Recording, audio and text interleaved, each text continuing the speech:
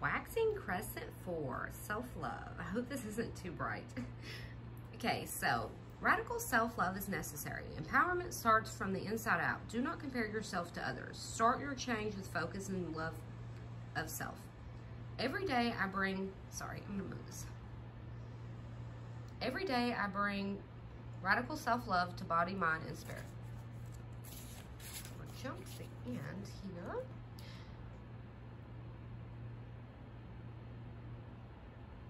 Okay, so yes, indeed, listen to any or all of the crazy misdemeanors that your mind may throw at you, but then hug these untruths like a crying puppy and soothe the reasons they are there. Know that you are doing the best you can right now, that you are not your past, and you can soothe yourself, and most importantly, you can move on. Know that this comparison craziness is just a diversion from knowing yourself, really well and discovering amazing, delicious aspects of yourself that are entirely satisfying. Focus on you, not others, and discover where you really might like change, if anywhere or anything, for your own personal benefit, not for some outward measure of enoughness. True power and happiness comes from the inside out like an unfurling spiral. Woe is the person who relies on the opinions of others to gain happiness and self-measure. Choose radical self-love. Choose you. And that stone is rose quartz. And I put rose quartz in front of the card because I'm trying to do something a little different this time. Waxing Crescent 5, nourishment. Choose to nourish your mind, body, and spirit. Feed your values. When you are jealous or envious, it is a sign of what you are actually hungering for. Pay attention to your health. I choose to nourish myself. It probably is an exaggeration to say that the Western world is obsessed by food for the wrong reasons. Food is often used as pain relief. With many people overeating due to anxiety or pain, food becomes a diversion rather than something that is nourishing or even simply enjoyable. Learning to nourish bodies purely to give them what they really need is a key to mental and physical health. I just saw a error in this book. It says Heath. I've never noticed that before. I had it for over a year. Anyway, the stone is emerald, and I put an emerald in front of the card. Waxing Crescent 6, the path. The way is open for you. The path is illuminated. Begin the journey now. Respond and take action. We must be courageous and move forward. I am open and responsive to the opening of the way. Imagine we are lost in a dark forest and can hardly see. There is no visible path and every way looks exactly the same. We feel burdened by shadows and are not sure we should even move because we are so paralyzed by fear and uncertainty. Then the sunshine somehow breaks through the clouds and leaf canopy, and there ahead is a path illuminated in golden light. It is clear now.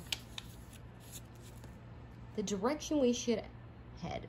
The path is not only visible, but it is inviting us forward, and so instead of just standing there, we can't wait to step on it and move forward. The path is lit, and now it is time to walk upon it.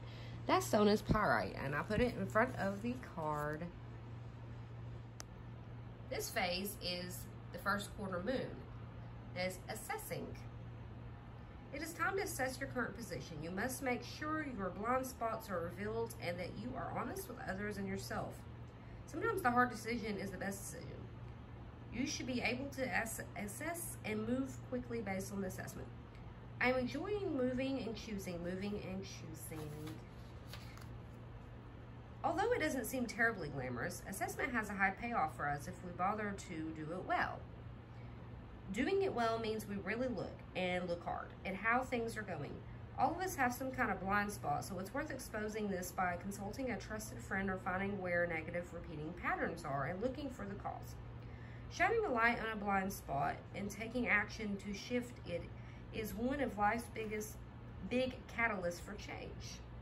And I will agree with that. I have a friend, even though she's very young, she will tell me what she feels is wrong, and I do the same. And if someone's constantly just telling you, oh, you look pretty, and oh, you're doing everything perfect, nothing is your fault. How are you supposed to grow and assess and all these other things we talk about with the moon phases? Anyway, the stone is azurite, and the stone in front of it is actually a lazurite. I do not I realized I didn't have an azurite, which is really strange because, wait a minute, I might, but it would be mixed with another stone like a matrix, like that.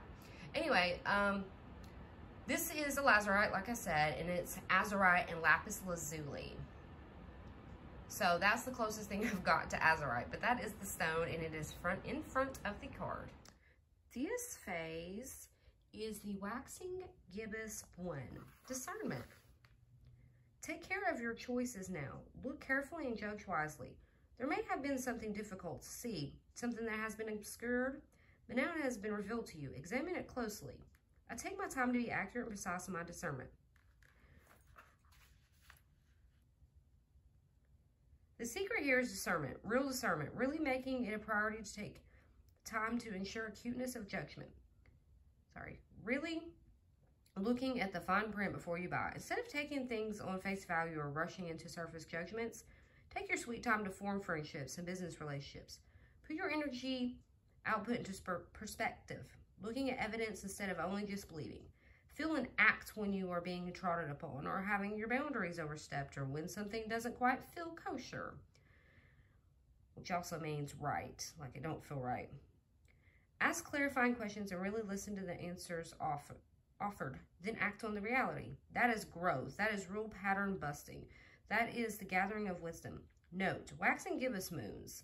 This is the first of the waxing gibbous moons. The overall themes of this part of the moon cycle are action and will. The stone is yellow jasper, and I put it in front of the card. This moon phase is waxing gibbous 2. If you notice, the number is 11. That, if you pay attention, that is my life purpose and life path numbers, which also turns into a 2, and this is the gibbous 2. And it is fear, which, believe it or not, that is something that we all deal with. Whether you realize it, there's some sort of fear. The timing for courage is here. Fear is only useful if it teaches you something. You must examine whether your fears are old or new, useful or unhelpful. Fear blocks flow. I am courageous. While we can be fearful and courageous at the same time, and I think courage contains a mighty big dose of fear, we can choose to face that fear and flow through it until we fear less and then eventually become fearless. The process isn't always graceful. It isn't always impressive because it may be slow and deliberate steps we take. Taking these steps isn't always easy, an understatement. It isn't always apparent to others, so it should be about us measuring how far we have come and not worrying about that anyone else thinks. Comparison is useless. Courage is powerful no matter what form it takes. And that stone is aquamarine, and I've got a rough piece of aquamarine there. It's the only one I could find. I don't know what I've done with the rest of them.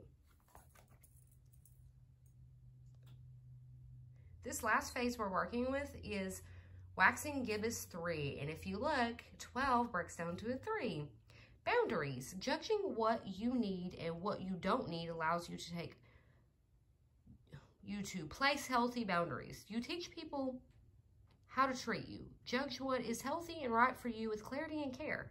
Simplify. I can say yes or no with authenticity and clarity. This one's really long.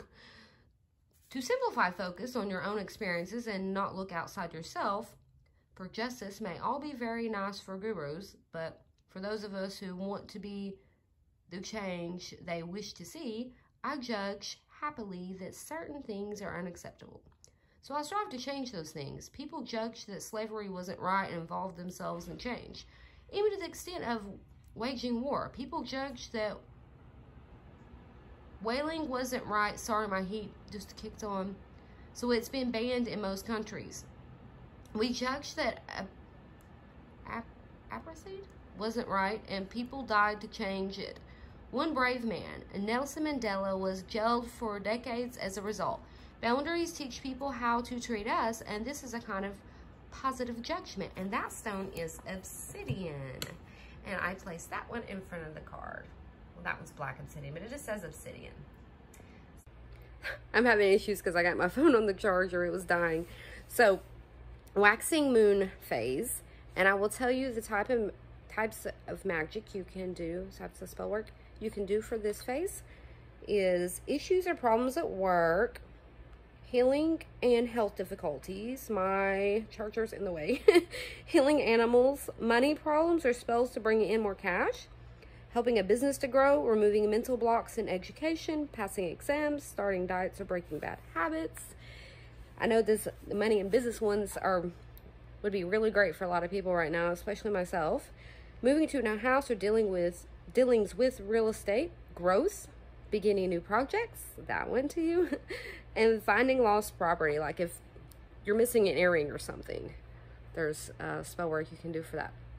So anyway, that is it, and I hope you have a good night, and I'll see you again on the moon phases next Friday.